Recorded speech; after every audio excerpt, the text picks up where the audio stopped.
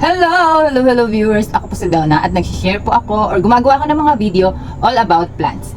Magpo-propagate tayo ngayon ng Milleflores, ayan. Kasi marami na nagtatanong sa akin, siguro mga 6 na ata yung nagtatanong sa akin sa chats tsaka sa comments section na Milleflores kung paano daw siya i-propagate. Nalimutan ko pala, hindi ko pala siya na-propagate nung nag-video ako about sa Milleflores. Parang less than a year na ata yung video ko na yun, pero maraming nanonood. Parang naka 5K na yung viewers na yun. Tapos, nalimutan ko palang mag-propagate doon, kaya magpo-propagate ako ngayon para makita nyo kung paano ko siya pinapropagate. Ito kasi, mother na to. Marami na akong naputol dyan. And marami na akong nakuha dyan. Wala siyang flower ngayon. Kasi maliliit pa yung mga ano niya, yung mga stalks niya, ayan o. Yan. Mother na mother yan, kasi marami akong naputol dyan. 3 ata o 4. Mga 4, ganun. Kasi hanggang dito sa ilalim nakakuha ko. Parang ganun. Matagal na to sa akin. Tapos meron pa akong isang mama plant nito, yung pinagkuhanan ko nito. Nabili sa akin. Kasi direct sun niya, ay direct soil niya, kaya binigay ko na sa kanya kasi ang Milleflores po ay gustong-gusto talaga yung direct na soil. Ganito ako mag-propagate. Marami namang dapat isipin or yung take note pag magpo-propagate ka ng Milleflores kasi ito galing sa ibang bansa, hindi naman to native sa atin. So, kailangan bigyan natin sa kanya yung pangangailangan niya or kailangan niya para mag-thrive siya, lalo na pag magpo-propagate ka. Kasi wala siyang roots, pag magpo-propagate ka, papaugatan mo talaga siya. Ganito ako mag-propagate. Unang-una, pipili ka ng yung healthy na stem. Mas maigi bago ka mag-propagate sa mga halaman mo kahit hindi sa Milleflores ay nakahigop na siya ng magdamag na tubig para well equipped talaga siya ng nutrients or minerals sa katawan niya para magkaroon siya ng mga roots para hindi siya maglanta or magkaroon ng rot pag gano'n. Tapos, make sure na ang gagamitin mo or yung puputulin mong stem niya ay ganyan, isang dangkal or mga 7 to 10 inch. Pwede naman yung mga ganitong baby pa lang, pero mas matagal siya magkaroon ng ng ganyan o kaliit-liit niyan. Ayan o, kung puputulin ko yan diyan. Maliit siya masyado. Ito lang yung stem niya, parang 2 inch lang yung stem niya. Tapos may mga dahon siya, maglalagas din yan, hindi siya magta-thrive. Mas maigi ganyan. Tapos wag yung kahoy na kahoy. Kasi kung kahoy na kahoy yung gagamitin mo, hindi yan magkakaroon ng mga bagong ugat. Mas maigi yung green pa. Yan, puputulin mo ng ganito. Saan ko ba magandang putulin to? Kasi nanghihinayang ako kasi may mga bagong, ayan o. Papalakihin ko pa sana siya, kaso nga lang, baka sa mga susunod na panahon hindi na ako makapag-video ng Milleflores ko kung palalaking ko siya or masyadong matagal pa. Eh, marami na kasing nagtatanong. Kaya, sacrifice natin tong mga baby niya dyan. Magkakaroon pa rin naman siya ng mga baby. Puputulin natin siya ng ganyan. In between the nodes din ha, katulad sa mga philodendron, kahit wala siyang mga aerial roots, dyan siya sa nodes magkakaroon ng mga ugat. So kailangan, yan, putulin natin. Mas maigi hanggang dito. Saan ba ito? Yan. Mga 7 to 10 inch. Ayan, kahit di mo lagyan ng rooting hormone yan, ayan siya, healthy siya. Pipili kayo ng healthy stem kasi kung hindi kayo pipili ng healthy stem, healthy stem, hindi siya magta-thrive. Mabilis yung nito mabilis tong maglanta pagka pangit yung stem na kinuha mo. Tapos nag-ICU ako kasi dito sa Maynila, dito kasi ako sa Muntinlupa. Mainit yung panahon, kahit na ulan ng ulan, mainit yung panahon. Tapos yung humidity niya, ayaw niya ng iba-iba yung humid niya. So kailangan mag-ICU tayo. Kung okay naman sa inyo, kung malamig naman sa inyo, mga Tagaytay or mga Baguio feels naman yung pwesto nyo, magta-thrive siya kahit walang ganito. Kasi sa ibang bansa, ganun ang ginagawa nila. Kahit hindi sila mag-ICU, nagta-thrive yung mga ganito nila. Tapos, kahit di mo lagyan ng rooting hormone, dalawa kasi ang ipopropagate ko, yung isa, tsaka yung isa, lalagyan ko ng rooting hormone. Hindi naman talaga totally buong rooting hormone to. Parang cinnamon lang to, pampaampat. Hindi naman talaga totally rooting hormone. Cinnamon tsaka 7 pinaghalo ko. Ayan. Yan, lagyan ko lang siya. Tapos, stay natin yan dyan. Para hindi siya mag-rot. Mas maigi. Pero yung isa, hindi natin lalagyan ng pampaampat or yung cinnamon. Cinnamon, 50-50. Cinnamon tsaka 7. Tapos, ito hinugasan ko na to. Asan yung gunting ko? Puputulan lang natin siya dito sa gitna. Yan. Malambot na yung mga ngayon, no? tawag dito, bote. Hindi katulad dati. Dati pinangbabalot ko to sa halaman sa Shopee ko. Ngayon hindi na masyado kasi lumalambot na yung ano niya, masyadong manipis na yung ang tawag dito, yung materials niya. Ayun oh, nayuyup na. So pag nayupi, nayuyup din yung, tinatamaan din yung halaman. Kaya ginagawa ko pambalot ngayon ay karton na lang, mga kapal na karton. Para hindi siya mag ano. Tapos bubutasan natin to. Pwede mo naman siyang hindi butasan dito. Yun nga lang, kailangan hindi mo tatakpan yung dito. Kasi kailangan niya pa rin ng aeration sa ano niya, pwesto niya, yung ganyan. Kahit na kailangan nila ng humidity nakastay, hindi mo dapat sasaraduhan to. Kung sasaraduhan mo, lalagyan mo siya ng butas dito sa puwet. Ganun yung ginagawa ko. Kung wala akong butas dito, ano naman to, naka-open. Pero itong isa, bubutasan natin. Kahit ano pang butas lang. Kasi, meron akong pang butas doon na ano. Pero, kailangan ng saksakan. Kasi, ano matutunaw.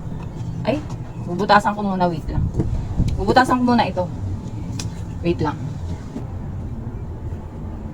Ayan, binutasan ko ng soldering iron. Ito nabili ko parang, magkano lang ito nabili ko? 900, 90 pesos lang ata to. Parang less than 100 sa Shopee. Ayan oh. Pero matagal na to, parang inabot na rin to ng 5 months. Hindi na ako nahihirapang magbutas, hindi katulad ng dati kukutsilyuhin ko pa talaga. Ito, painitin mo lang talagang matutunaw na yung pasok. Yan. Pang, ano yan eh, pang soldering iron. Ay, nalaglag! Nalaglag! Ayaw mong magpapatong dyan ah. Nagigil lang sa'yo. Ayan, may butas na. Yung isa hindi natin lalagyan ng butas. Ayan yung butas oh. Ayan, tapos dito sa may ilalim. Ayan. Kasi na-try ko, binutasan ko dito sa may mga paa. Kaso, nung syempre pag nilalagay mo, matatakpan yung butas. Kaya dito banda sa in-between ng paa niya. Tapos ito. Or kahit anong bote naman gamitin nyo, basta kung bubutasan nyo, mas maganda takpan nyo rin to. Itong isa, hindi natin ito bubutasan kasi bubuksan natin to siya dito. Tapos, magpuputol pa tayo ng isa. Yan. Isa pa. Sayang ng babies niya, no? Ayan, no? Pero, magkakaroon pa rin naman yan dyan. Hanggat, ano siya, hanggat pinopropagate mo siya, mas gusto niya pinopropagate siya kasi mas dumadami yung mga baby niya dyan sa ilalim na yan. Yan, di ba? Yan mga naputol ako. 1, 2, 3, 4. Ay, 5 na ata nakuha ko dito. Dami ko na naputol dyan. Kaya ang laki ng paso niya kasi ang laki na rin ng ugat niya. Yan. Yung mother plant niya rin. Namimiss ko rin yung mother plant ko na yun kasi super rooted na yun. Tapos may flower siya every year. Matagal na yun sa akin. Ayan, putulin natin siya. Hindi ko siya lalagyan ng rooting hormone. Katulad sa napag-usapan. Etong isa naman putulin natin na hindi natin lalagyan ng butas. Titingnan natin sa mga susunod na araw kung anong update sa kanya. Marami na akong na-propagate nitong ano na to. Mas madali siyang i-propagate kaysa sa Stargazer. Hirap na hirap din ako dun sa Stargazer. Tapos, make sure na ang potting mix na gagamitin mo kahit pa yan loam soil na may kaunting rice hull, make sure na may aeration pa rin. Kailangan, hindi naman yung purong soil lang talaga. Lagyan mo ng pames kung wala kang pames. Kahit mga 20% lang ha. Kahit purong, ang tawag dito, mga 80% na soil tapos 20% na pames. Kung walang pames, sand or yung buha-buhangin, makakabili ka nun sa mga hardware. Tapos kahit di mo nahugasan yun, okay lang yun. Magta-thrive yung plants nun. Basta may aeration siya. Tapos, kung wala naman kayong mga sand, ang tawag dito yung, ano ang tawag dito? Rice hull. Yun ang ipalit nyo. Tapos, wag masyadong tuyong-tuyo. Wag naman masyadong basang-basa. Kasi dun mamamatay yung mga ganito, milleflores na to pagka masyadong basang-basa yung potting mix mo. Itanim na natin. Dapat saktong-sakto lang yung yan, saktong-sakto lang yung potting mix na gagamitin mo sa kanya. Yung hindi masyadong basa, hindi rin masyadong tuyo. Kasi kung masyadong tuyo, diligan mo siya pagka repat mo. May mga ano pa nga yun, oh. Hindi naman tumaselan sa potting mix. Kahit anong potting mix, magta-thrive siya. Yan. Kita ba yan? Hindi na ako nag-gloves kasi wala naman tong uod. Pag may uod lang. Tapos, bago nyo siya itusok, tanggalin nyo tong yung mga nasa baba na dahon. Kasi ako, pagka isang ganito, tinatanggal ko talaga yung mga nasa baba na dahon na yan. Kasi dyan yan magkakaroon ng mga ugat. Ayan, tanggalin natin tong baby dito. Kasi dyan yan magkakaroon ng ugat. Tapos, bawasan natin ang dahon. Kasi, pag masyadong maraming dahon, hindi siya magta-thrive. Machuchugi lang siya kasi ipoprovide ng stem na to yung mga kailangan ng mga dahon. So, kailangan, ano lang, konting dahon lang. Bawas ka ng dahon sa kanya. Tapos, pwede mo siyang putulin sa gitna, ganyan. Magmo-moist kasi ito eh. Ito, magmo-moist yan. Kailangan, saktong-sakto lang yung dahon niya dito sa, yan sa loob niya. Or kahit anong gamitin yung bote. Or mas maigi, medyo malaki yung mga 5 liters na bote. Yan, puputulin ko yung mga gitna niyan. Ayan o. Kita ba? Yan, puputulin ko yung mga dahon.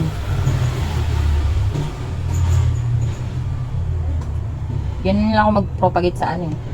Huwag masyado maraming dahon ha. Pag masyado maraming dahon, hirap na hirap sila. Yan, ganyan lang.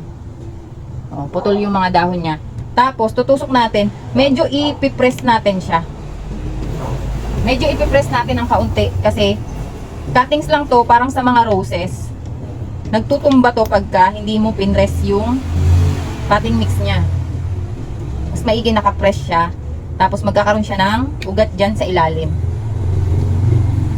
Parang nakapag-share na rin ako ng mga propagation ko dati sa mga dati kong video. Ilalagay ko dyan sa description box yung mga na-propagate kong Milk Flores na sobrang dami ng ugat. Super thriving na. Ayan. O, kahit ganun yun siya, ay hindi siya matatanggal. Kasi ipipress siya ng bongga. Bongga. Ito ba yung ginamit ko dito? Ayan, ito. Tapos puputulin nyo. Puputulin. Hihiwain, ganan. Kasi i-ano natin siya. I-ICU natin siya. DIY ICU ang tawag ko dito. Kasi talagang kahit ano lang. Hindi ko na yan didiligan hanggang sa magkaroon na siya ng roots. Yan. Kaya ako pinunit yan kasi ididikit ko yan dito para bumuka siya. Pag hindi mo kasi ginupit yan, hindi yan bubuka. Mahirapan kang i-ano yan. I-sarado. Yan. Para nakabuka siya. Make sure na yung mga dahon niya ay hindi tatama dito sa bote. Kasi pag tumama yan sa bote, magmo-moist kasi yan. Pag nag-moist yan, mabubulok lang yung mga dahon na yan, sayang. So, gupitin mo na lang. Ganun lang din. Kasi pagka nag-moist yan, tapos nabulok yung dahon, magrarat na yan kasi may dumi na siya sa loob. Pag ganun ang nangyari, putulin mo na yung dahon, buksan mo muna ng mabilisan, tapos tanggalin mo yung mga dahon na nagtunaw para hindi mahawa yung ibang dahon niya, yung ibang stem niya sa pagtutunaw. Tapos lalagyan natin siya ng tape para hindi siya galaw ng galaw. Para hindi matanggal yung kahit humangin ng malakas, hindi siya mabubuksan. Yan, lagyan natin tape yung gitna. Marami akong halaman na ano to, na yung masisela na halaman na nagtatribe talaga pag ginagamitan ko ng ganito. Yan, hindi natin to tatakpan, tapos yung isa tatakpan natin. Kaso asan kaya yun? Tinakpan ko ata. Ito, wait lang. Yan, para makita nyo. Gugupitin natin to. Bawasan natin ito. Yan. Tapos yung baby plant niya, tanggalin natin. Kasi pag magkaroon ng mga ganyan, no, bawat nodes niya, meron siyang mga lumalabas yan. Kaya kailangan mag-propagate ka sa kanya kasi pag marami na siyang masyadong baby, ay ang tawag dito, nagkakahoy yung mother plant niya. So, kailangan mag-propagate ka talaga sa kanya. Tsaka sayang din kasi kung hindi ka magpo-propagate sa kanya. Kasi, ang ganda-ganda ng dahon niya, ang ganda-ganda ng flowers niya lalo. Natutuwa kasi ako sa dahon niya, oh, ganyan, oh. Diba?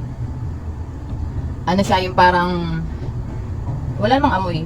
Pero, natutuwa ako sa dahon niyang ganyan, oh. Yung light green, lalo na pag baby plant. Ay, tanggalin natin ito, malaki. Yan.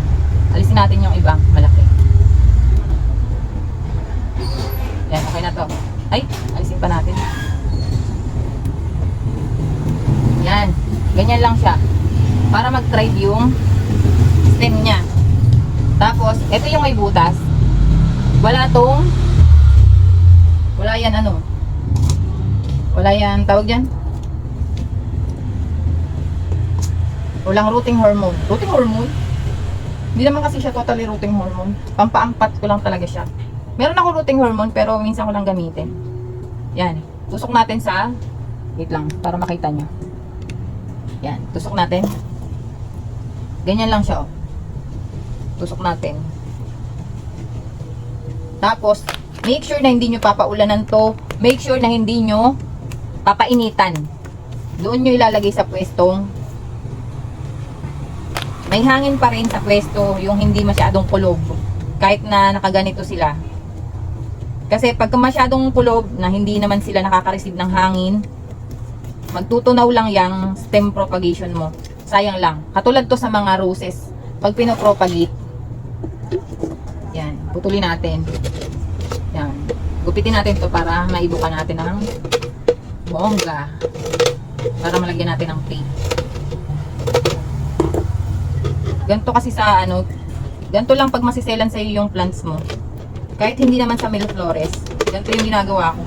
Nag-ICU ako kahit yung mga Scindapsus, mga True BI na mga mamamatay na. Meron din akong video na True BI kung paano ko siya i-save. Yung mamamatay na True BI. Hindi ko na masyadong pinutol yung ano, yung dahon nito. Hindi ko na masyadong pinalahati. Kasi pinutol ko naman yung mga baby mother plant niya eh. Yan, ilan lang yung puputulin ko. Yan. Tapos press natin ang kaunti. Tapos takpan natin. Make sure na wag kayong maglalagay ng kung ano-anong mga yan. Kailangan di siya nadidikitan. Yan. Ay. Meron nga akong na propagate na ganito. Sobrang laki na. Dumidikit na siya dito sa ano. Kaya kailangan pagka marami na siya ugat, i-repat mo na siya kasi pag hindi mo rin siya nire-repat galing dito sa ICU, magtutunaw din siya, mamamatay lang, masasayang yung mga na-provide niyang ugat. So kailangan pag malaki na yung na-propagate mong halaman sa ICU, i-ano mo na, ang tawag dito, i-separate mo na or lipat mo na ng pasok. Pero make sure pagka, kunyari may mga ugat na to, wag nyo siyang bubuksan agad-agad na talagang totally bukas. Yung ganon. Kasi magtutunaw siya, maglalanta siya. Pag hindi mo siya dinahandahan, kailangan dahan-dahan lang. Bubuksan mo yung takip, bubutasin mo dito, mga 3 butas. Sunod na araw naman, 5 butas, mga ganun. Sunod na araw, 10 butas na dyan. Hanggang sa unti-unti siyang mag-acclimate doon sa labas ng pwesto natin or sa garden natin. Kasi kung biglaan mo siyang bubuksan, magtutunaw lang siya, so sayang. Ang wag na wag mo siyang kakalimutan, pagka, kunyari, nalagay mo na siya doon sa pwestong pinaglagyan mo, wag mo siyang, antawag to, galawin ng galawin. Pag kasi lagi siyang ginagalaw ng ginagalaw, kunyari, natumba na naman tong ano niya, itong bote niya, natumba. Tapos bumagsak yung dito niya. Parang katulad nga siya sa mga roses na pag bumagsak yung ganto niya, magtutunaw lang siya, hindi siya magta-thrive, magiging, ano lang siya, kahoy lang siya sa loob. Wala, hindi siya magkakaroon ng mga bagong ugat. Or kahit na may mga bagong ugat na to, kunyari lang, may mga bagong ugat na siya. Tapos laging nababagsak yung puwetan niya. Doon ko kasi napapansin, marami kasi akong naranasan dito. Kaya yung mga take note ko talaga pag nagpo-propagate ako nito mga Milleflores na to, ay hindi ko talaga kinakalimutan yung mga naranasan ko sa kanya. Kaya mas maigi kung na-share ko sa inyo yung karanasan ko, mas maiging i-take note nyo yan kasi para hindi masayang yung cuttings nyo. Kasi yung mga sa akin, syempre naranasan ko yun sa experience ko. Gusto kong i-share sa inyo kaya tinitake note ko talaga yun pagka mag-aano ako, magpo-propagate ako sa kanya para mag-thrive siya. Tingnan natin sa mga susunod na araw kung ano ang kalalagyan nito or kalalabasan nito. Tapos, mas maigi, take note ulit. Marami akong take note, sorry na. Pagka magpo-propagate ka nito, ang best time niya sa pagpo-propagate ay yung mga ganito, yung mga tag-ulan or yung December, October, December, January, mga ganon. Yung taglamig, yung hindi masyadong talagang sunny or kung nabili mo yung or kung malalaki na yung mga ano mo, mga Milleflores mo ay summer nagpropagate ka sa kanya. Kasi naranasan ko nung summer nagpropagate ako nito. Nung nakaraan pa yon, mga summer na mga nakakaraang summer ay hindi rin siya nag-thrive. Kahit nag-ICU ako, hindi siya nag-thrive. Nabulok lang siya, tapos nagkaroon ng mga fungus diyan sa loob ng potting mix niya. Hindi siya nag-thrive. So kailangan, or di ko lang sure kung ano sa pwesto nyo ha, kasi dito sa pwesto ko ganun ang nangyari.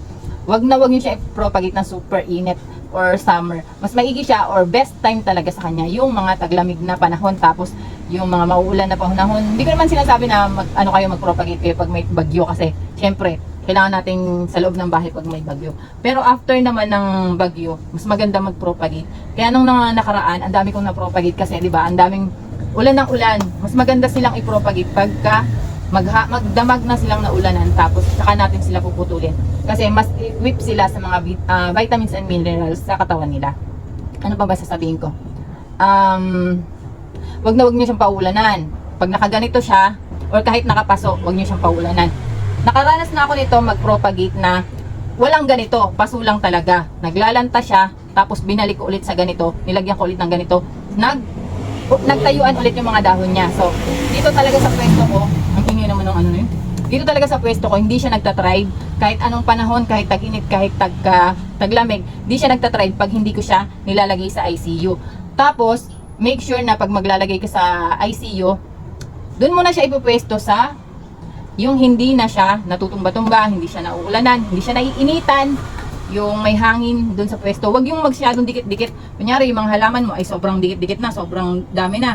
Tapos, ilalagay mo pa to. Huwag doon kasi yung aeration doon sa pwesto ay hindi na masyadong maganda. Hindi siya magta-thrive pagka ganun. Tapos, ano pa bang take note ko?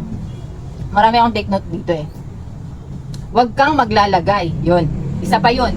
Huwag kang maglalagay ng kahit anong manure, yung cow manure, or yung carabao manure sa potting mix, or wag ka rin maglalagay ng mga triple 14. Kahit osmocote, wag ka maglalagay ng triple 14 tsaka osmocote kasi hindi siya nagta-thrive. Na-try ko na yon kasi yung potting mix na nagamit ko sa kanya, yung nabibili ko kasing CNS soil mix, yung pang succulents, ay minsan may kasamang osmocote. Tapos, syempre may mga pamis-pamis yun. Hinalo ko dito sa potting mix nila. Ayun, di siya nag-thrive. Nagbulok lang siya. Pero yung mga kasabayan niyang walang ganon, walang mga, ang tawag dito, yung osmocote ay nabuhay naman.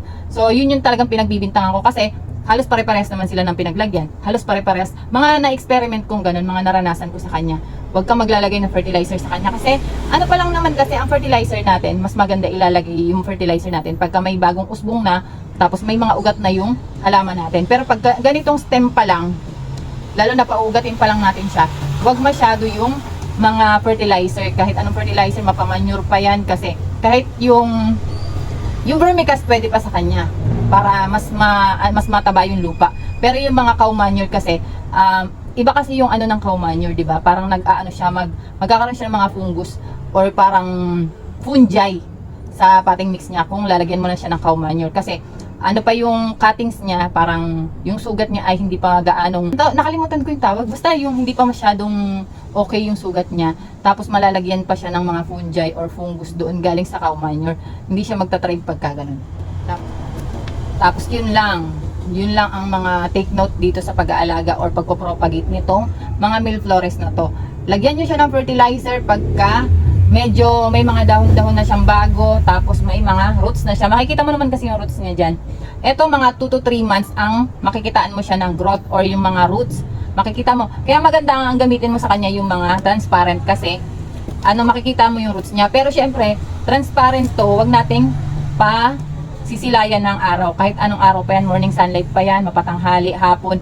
Wag nating hayaan tatamaan siya ng sunlight kasi maselan pa siya sa sun. Pero okay lang nang may siya, shaded siyang makukuha. Pero yung talagang totally mainit ay masusunog siya hanggang sa magkakaroon siya ng mga dito, yung parang magmo-moist yung mga, yung bote na to, magkakaroon niya mga moist dyan. Tapos maglulusaw na yung halaman natin. So wag nating hayaan na ganon.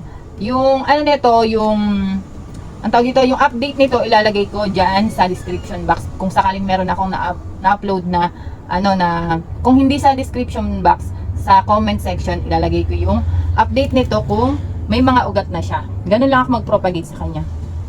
Etong isa, tatakpan natin, hanapin ko pa yung takip kasi nakalimutan ko ata kung tinapon ko na. So ganun lang.